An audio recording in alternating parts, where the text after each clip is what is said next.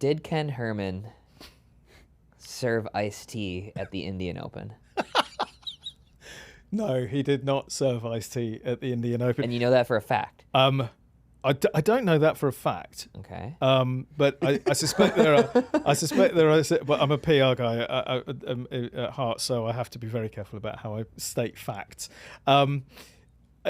It's an interesting point though, because one of the things it talks about is the experience that people have within the APP. Yeah, you are a PR guy, huh? Yeah. Well, going back to the kind of bigger subject. I'll do the classic. That's a great question. Now, let me tell you what I want to tell you.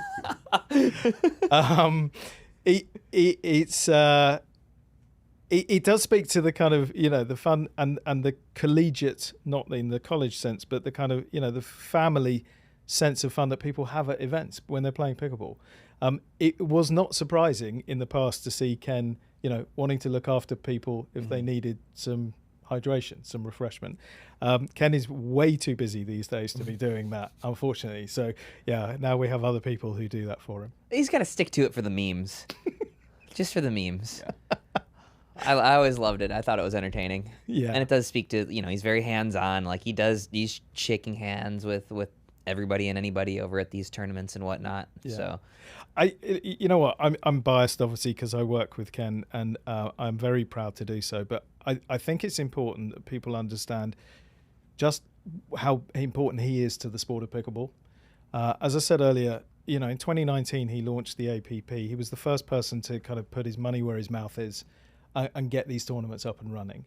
You've known him a lot longer than I have. You know how passionate he is, how dedicated he is.